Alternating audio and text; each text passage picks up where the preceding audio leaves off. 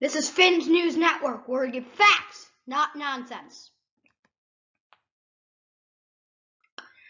So I start with breaking news this morning. So the U.S. has extended the restrictions on non-essential travel to Canada and Mexico for another month. So the reason for this is so while the U.S. is pretty home free, other countries, well, the U.S. no, not home free, but they have more people vaccinated and safer. Other countries like Canada and Mexico aren't doing as well, despite the fact that they are doing well.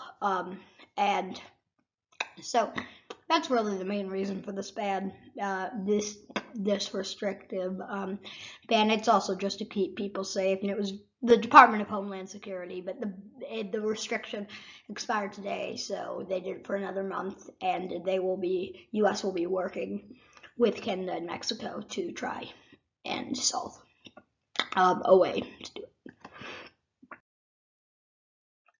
So the NYC Mayor Democratic primary. So at this point, there are 4 candidates in the race: Eric Adams, who is left, then Maya Wiley, Catherine Garcia, and Andrew Yang. So Wiley and Garcia, in the latest Emerson College poll that I read on an article from Washington Post, Maya Wiley has doubled in first choice voters.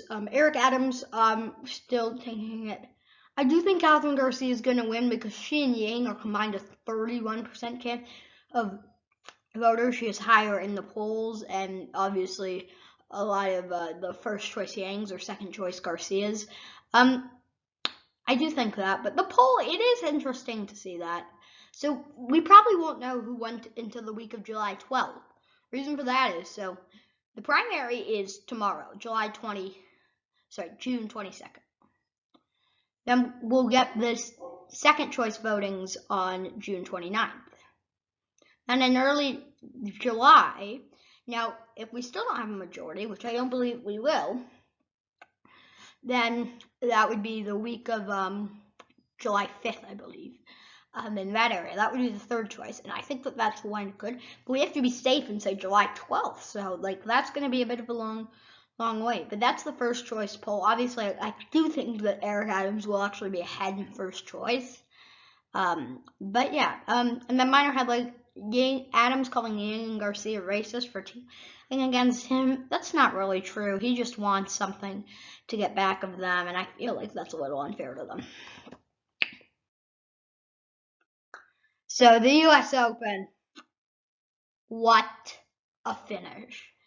Jon Rahm, that's his reaction on 18. But look at that top, it was top 9, and then also they have Rory. Rory was the only person in the top 10 that went over par. Louis, obviously, with that unfortunate bogey on 17, not letting him win, but Jon Rahm, man. This is a guy who 2 weeks ago had to withdraw when he had a 6-shot lead at the Memorial Tournament because he had a positive test for COVID of no fault of his own. And that was really unfair. But he exited with just such grace and then punched in a crazy birdie 17, craziest putt on 18. That was classic, and that was an amazing performance by Jon Rahm. So for the winner's circle, Jon Rahm. That was him with the trophy, left, bottom left. So I wanted to put it in. So he is a 2.5-month-old baby. He's 26 years old. And I wanted to put it in because his wife, his girlfriend and their baby came out. And so this was the results before the US Open. He won, but he was playing well. 3, 4, 5, 6 top 10s in the year of 2021. That was his 7. He should have had 8. He was 198 and with a 6-shot lead. So honestly, for exiting with such grace, I've loved Rory for a long time because he's a good person. But I feel that Jon Rahm could now be my new favorite golfer. He is just exiting with such grace. He's such a nice man. So respectful, and what a win. Great job. Amazing performance. And then to the Formula One French Grand Prix recap. Max Verstappen biting back for Hungary 2019 and Barcelona 2021. He takes a 2-stop to victory. And then for the driver standings, the top 5, so that's Max there, bottom right.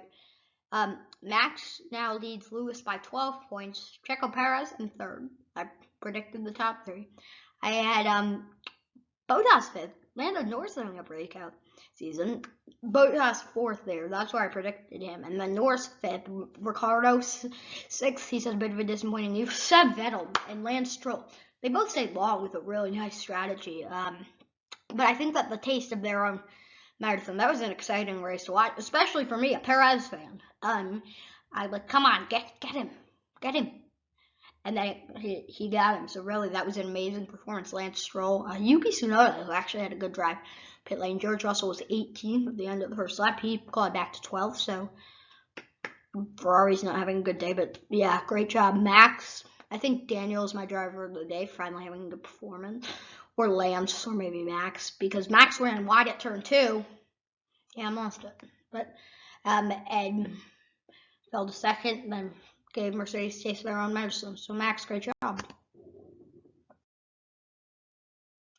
This has been another presentation of Finn's News Network, where we get facts, not nonsense.